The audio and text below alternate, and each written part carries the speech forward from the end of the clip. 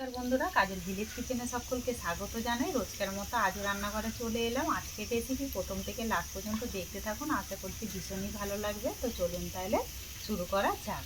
তো এখানে আমি কামিনী আতপ চাল নিয়ে নিয়েছি পিঠে করার জন্য। তো এখানে এটাকে আমি 3 ঘন্টা মতো ভিজিয়ে রেখেছিলাম, যেহেতু কামিনী আতপ চাল বেশিক্ষণ লাগে না ভেজাতে, আর যদি গরম জল দিয়ে ভিজিয়ে দাও তাও আরও তাড়াতাড়ি হয়ে যাবে।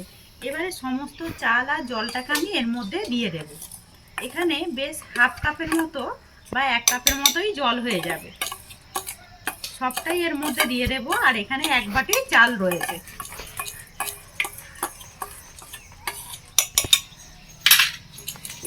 তো চালটাই আমি এর মধ্যে দিয়ে দিয়েছি। এখানে নিয়েছি, এই বাটি মেপেই চাল নিয়েছিলাম, এই বাটি মেপেই নিয়েছি 1 বাটি সুজি। চাইলে তোমরা সুজিটা বাদ দিয়ে এখানে ময়দাও ব্যবহার করতে পারো। তা আমি এখানে সুজিটাও এর মধ্যে দিয়ে দেবো। সমস্ত সুজিটাই দিয়ে দিলাম। এবারে এর মধ্যে দেব জল। জল নিয়েছি, জলটা এখন আমি হাফ বাটি এর মধ্যে দিয়ে দেব। তো এখানে হাফ বাটি জল দিয়ে দিলাম, দিয়ে এবারে একটুখানি মিশিয়ে নেব।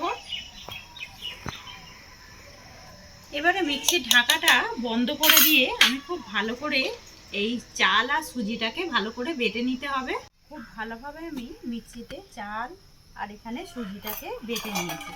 ঠিক বাটাটা এরকমই হবে, মিশ্রণটা এইভাবে একটু বেটে নিতে হবে। এবারে আমি এখানে একটা বাটি নিয়ে নেব, বাটির মধ্যে সমস্ত চাল আর সুজিটাকে ঢেলে নেব।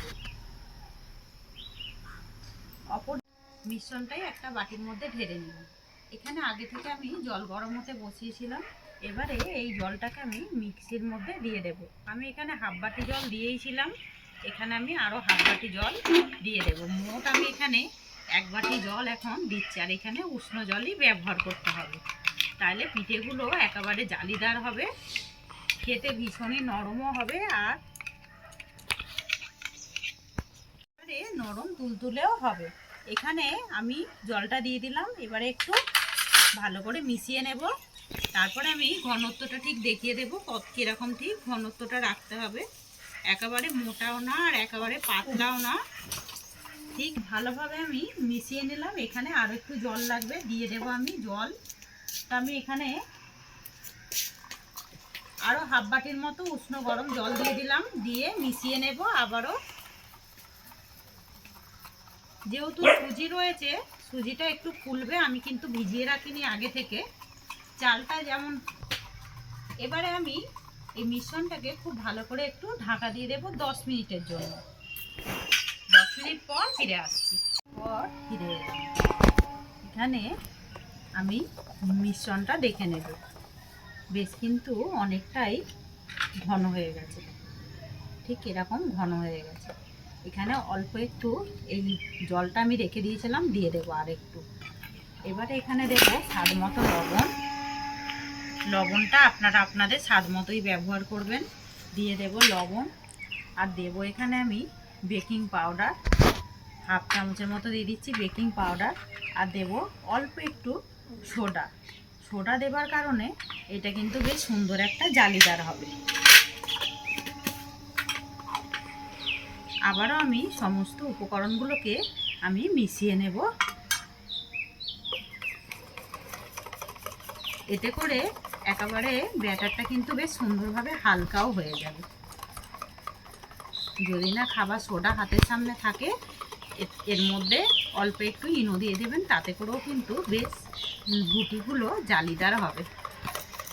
তারপরে আমি এখানে খাবার সোডা, লবণ আর ইনোটা, এই বেকিং পাউডার দিয়ে বেশ ভালো করে মিশিয়ে নিলাম।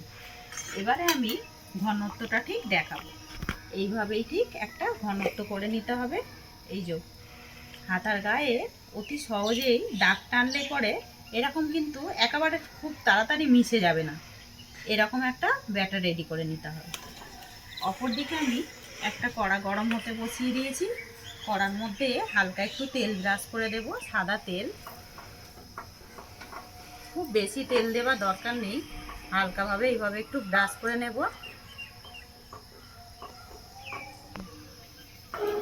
এবারে যখনই খুব গরম হয়ে যাবে একটু হালকা করে দেব, দিয়ে এই যে মিশ্রণটা নিয়েছি আমি ঠিক এইভাবে দিয়ে দেবো। দিয়ে হালকাভাবে এইভাবে একটু চতুর্দিকে করে দেব। আজকের গোলা রুটির রেসিপি আপনাদের ঠিক কিরকম লাগলো অতি অবশ্যই কমেন্ট করে জানাবেন। একেবারে যেমনই নরম তুলতুলে হবে তেমনই কিন্তু এরকম একটু জালিদার হবে, খেতে ভীষণই মজাদার হয়। যখনই হালকা হয়ে যাবে, ওপর থেকে শুকিয়ে গেলেই হালকা করে একটু তেল দিয়ে দেব। এবারে আমি এই যে শুকিয়ে গেছে এটাকে তুলে উল্টে দেব। এটা কিন্তু এইভাবে একটু ঠেলা মারলে আপনি একদম উঠে যাবে। অপর পিঠটা উল্টে দেব। কত সুন্দর এইভাবে উঠে গেল। একটা কিন্তু গোলা রুটি একেবারেই রেডি হয়ে গেছে। এইটাকে আমি প্লেটের মধ্যে তুলে নেব। কতটা সুন্দর হয়েছে দেখুন, একেবারে সাদা ধপধপে এই গোলা রুটি। শীতে খেতে গুড় দিয়ে কিন্তু ভীষণই ভালো লাগবে। এবারও আমি একইভাবে হালকা একটু তেল ব্রাশ করে দেব, দিয়ে সমস্ত গোলা রুটিগুলোই আমি ভালো করে রেডি করে নেব। আবারও এক হাতা দিয়ে দিলাম, দিয়ে একটু চারিদিকে হালকা হাতে এইভাবে একটু ঘুরিয়ে দেব। তো পিঠেগুলোকেই রেডি করে নিলাম।